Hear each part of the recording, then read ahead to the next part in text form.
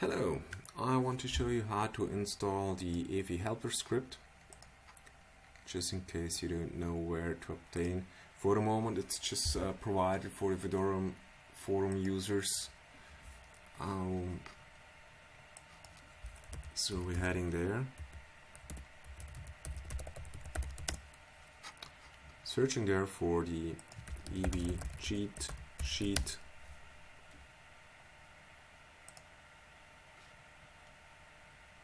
Scrolling down to the file, download it to the home folder for quick and easy access. I would recommend to place this file in user bin or user sbin for the super user, because it does require super user rights anyway. Otherwise it could not change anything that close to the system. So either way, upon first call it will require to install the text user interface, and actually just for this reason I'm running this all within the virtual machine, so you just see it's doing that. So make the script executable and call it as super user.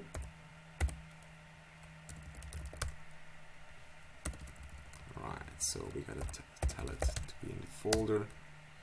It's now downloading and just installing text user interface.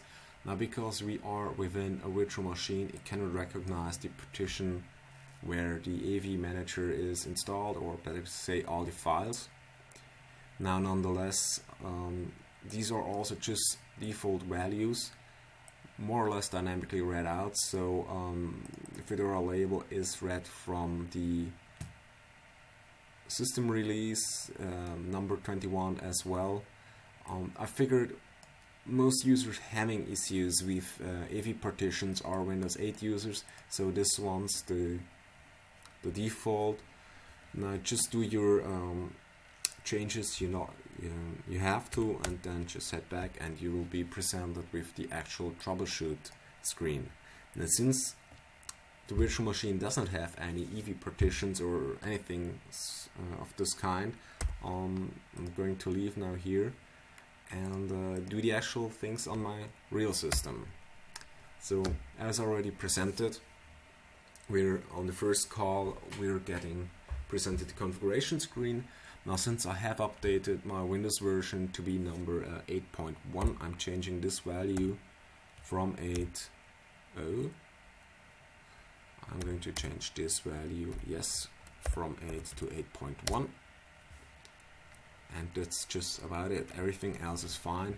You see here it's well, this is just a default partition, and by default it searches on that disk for the EV partition. If you happen to have your AV partition as the B, it probably will remain empty, and you would need to first search this one and then manually change this value either. Now just heading back and you'll be presented with the menu. Just in case you don't know how to figure out the AV partition value, you can run blk id and grep for AV, and right, just for small letters, and you'll see here just at the start def sda2. This is the partition where my AV partition is on. Now either way, let's just continue.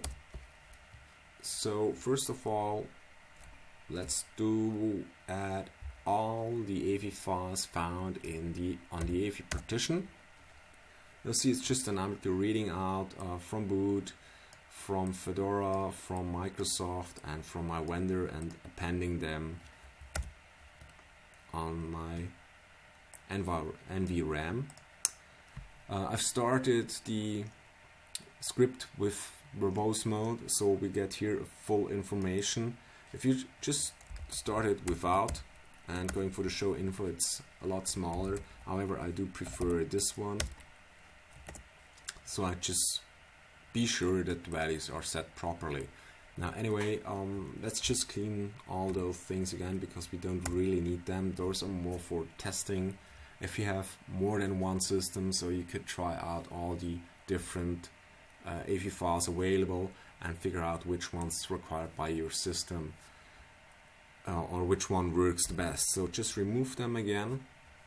Adding the basic dual boot, as already said, that's for the Fedora forum users, and most of them will have a dual boot system, so it's optimized for this one. Adding number 3. So you see here it's just added them. However, you do need to set the boot order for this to work. So therefore you get the screen again, the information, and starting with Fedora, then appending Windows. As you see, it's now Windows 8.1, so that one's listed either. And just exit, and we're having the boot order now set like this.